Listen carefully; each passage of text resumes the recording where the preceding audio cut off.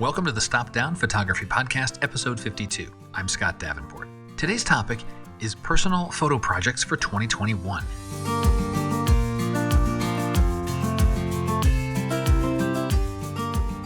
Hi, welcome. Thanks for joining. A belated Happy New Year to you. I'm glad to be back for another chat about photography, this shared passion of ours. And in today's episode, let's take one more step on our never-ending journey of photography. It's the beginning of a new year, and for many, a time for resolutions. It's also a prime time to set a few goals for your photography this year. In the previous podcast, episode 51, I shared 4 different ways to review your work from the past year, reflect on it, look for the opportunities to grow your craft this year. If you missed episode 51, put this one on pause and go have a listen. It will give you context for today's episode. I'll be here when you get back. But for today's episode, let's talk about the insights you gained from reviewing your work and turning them into action for 2021. And the approach I like to take is sketching out a few photo projects for the year, and the projects are crafted with artistic growth in mind. If you enjoyed today's podcast, please share it with a friend, share it on social media with your camera club, and if you can, please leave a rating on Apple Podcasts. Those really do help other photographers find out about the show, and that's what we want. More photographers improving their craft, growing their art. All right, so choosing a few photo projects for this year with the aim of growing your photography. So this is obviously a very personalized thing. Each of us is at a different stage on our photographic journey. We all have unique strengths and weaknesses. Our photographic genres may be different. And as such, it doesn't make sense for me to rattle off a quick list of photo projects and announce go, because for many of you, most of you even, the projects I'd throw out there, they wouldn't align with your needs. The projects need to be individualized. They need to be personal to you so you can stretch artistically and improve your photography. So here's what we're going to do. I'll go through the full raw list of potential growth areas that I found for myself, and then I'll share the set of projects I'm intending to do in 2021 to improve my own work. And this will be a template that you can follow.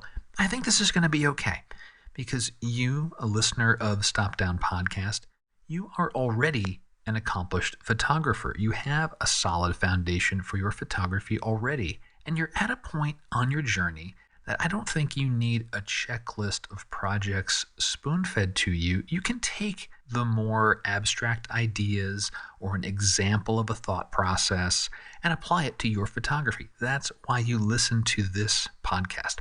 All right, so let's give this a go. So here's the rundown of the raw photo opportunities I made note of when I reviewed my work for 2020. And this will be a little quick, a little rapid fire. I don't want to rehash all the details from episode 51, but I'll give you a bit of context so that you know where each opportunity sprung from. I made note of 8 different opportunities for my growth as a photographer in 2021. First one, indoor work. This clearly stemmed from 2020 keeping us indoors a lot more than past years. My image count was way down compared to previous years, so I could look at still lifes or subject photos, macro, maybe digitizing negatives. So that's one opportunity. Second one, being more diligent about consistent camera work. This is also pandemic related. My photography patterns were sporadic at best in 2020. Third opportunity, infrared, my A7R camera. I have an A7R that I converted to infrared, and it went underutilized. 99.9% of the photos that made my quote-unquote good work list for 2020 were captured with my A7R II bodies, so by definition, not infrared. I've got this camera, I'm underutilizing it. I could look to improve upon that in 2021. Fourth opportunity, explore the mid-ground. This stemmed from an interesting pattern with my 24-70 lens. I was bookending it. I was either always wide or racked out at 70. So the wide angle side of things, I know myself there. I know my shooting patterns. I love wide angle photos. The 70 millimeter side, that suggests I might even want to have reached in farther than I could, but there is this big empty space in the midground that I am just not exploring enough. Fifth opportunity, shallow depth of field. Another shooting pattern from my 2020 work was I was between f8 and f16 a lot of the time. There were a few photos at f4 that trickled in, and I really liked them, so that's an opportunity to explore shallow depth of field more. Sixth opportunity, I'll call this photo essays. So instead of just a singular grand photo, try to create a smaller body of work that tell the story of a place or a time. A seventh opportunity is to get beyond the coastline. I love the ocean. I love photographing it. I don't expect I'll ever stop photographing it. But 2020 pushed me inland more, and like another pandemic-related thing, because I was seeking more isolated places, and I made many wonderful photos that did not feature the Southern California coast. The eighth opportunity I found is to explore black and white more deeply. My processing habits in 2020 predominantly color work, and I do have this long-standing black and white project that hasn't really finished yet, so this is kind of a finish what you started, or at least continue what you started opportunity here. So let me recap those 8. Indoor work, more consistent camera work, use my infrared camera, explore the midground, explore shallow depth of field, do photo essays, not just singular images, get beyond the coastline, and revisit black and white. So I encourage you to develop a similar list. Just get those raw opportunities that you have identified from reviewing your work from last year. You can use the approaches I talked about in episode 51 as a guide. As you're reviewing, note down the opportunities, and they can be either something to do that's new or something that you started doing or realized you're doing in 2020 that you want to continue doing in 2021. Now, this list of opportunities is all fine and great, but how do we turn that into action? And that's where the personal photo projects come in. You need to take that list, think up some photo projects. Now, I have a list of 8, and that's a lot. That's a lot of things. Creating a photo project for each one of those, it'd be a recipe for failure. It'd be just too much to juggle in the course of a year. So what to do? Take that list of opportunities and put it through another filter. Look at the list. Ask yourself, which opportunities will stretch my creativity the most? If I focus my energy on this opportunity, will it push the boundary of my art? How will pursuing it grow my craft? And these aren't necessarily easy questions, and that's okay. And it's all right if it seems a little daunting. Pursuing a creative lifestyle isn't always simple, but it is rewarding.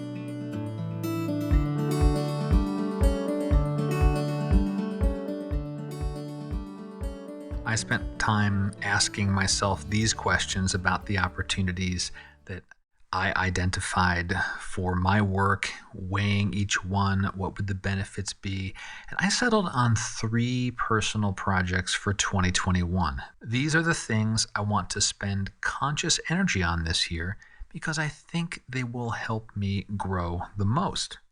So number 1, top of the list, is get out of the wide-angle trap.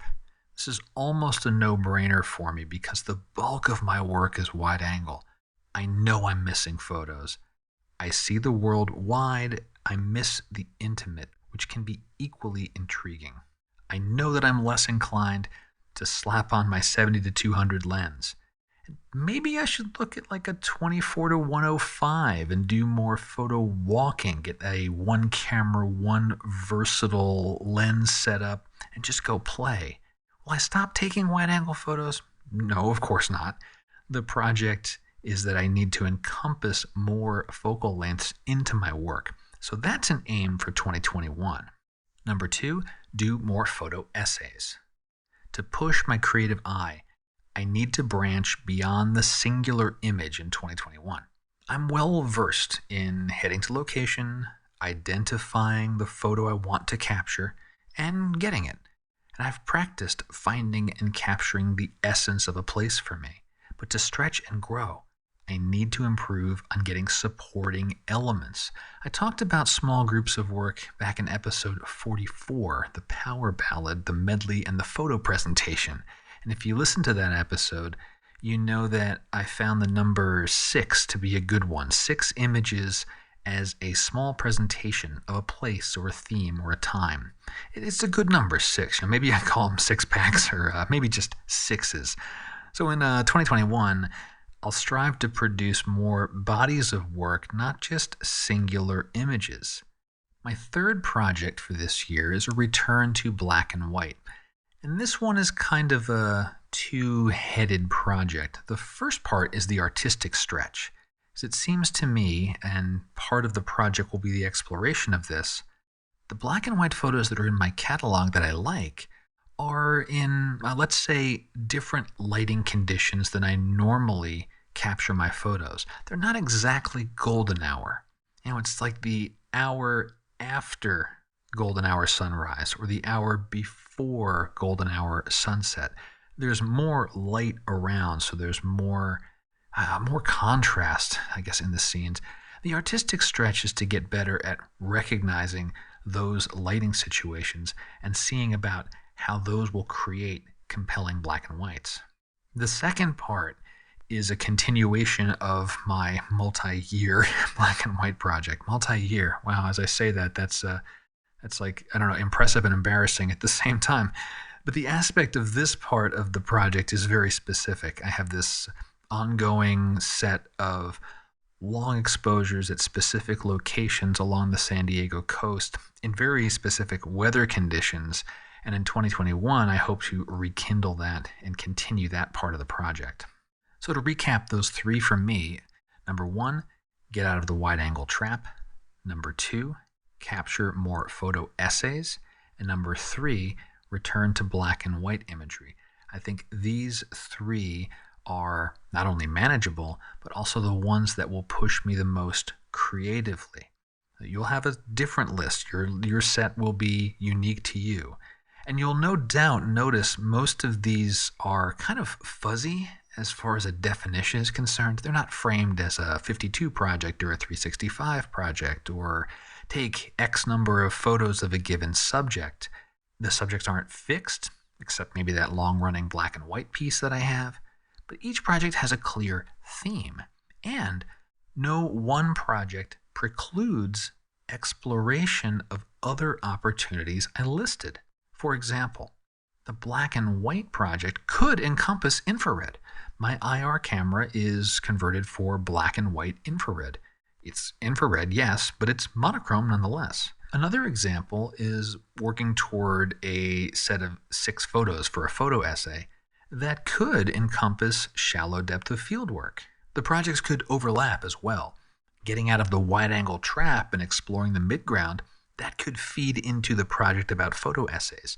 So for the projects designed to expand my boundaries, I prefer to work a little more loosely. And my experience with this crisply defined black and white project has taught me, at the very least, the well-defined project, especially one that involves certain weather, can make for a long-running photo project.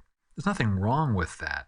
But if every project were this long-running project, it becomes a little challenging to feel like you're making progress. And I doubt I'll finish this part of the black and white project in 2021, to be honest. But you may want to work a little differently, right? You may want crisper boundaries. You might want to define a project as, say, 4 photo essays in 2021, or capturing 1 solid black and white image each month. Or maybe you design a project that centers around a singular subject or a singular season. All of that is totally fine. We're all individuals. What I've shared is a template, a way to help you organize your thoughts. Maybe it triggers a few ideas you can leverage and modify for your art. However you decide to shape your 2021 projects, remember, the underlying theme is to have projects that will grow your artistry.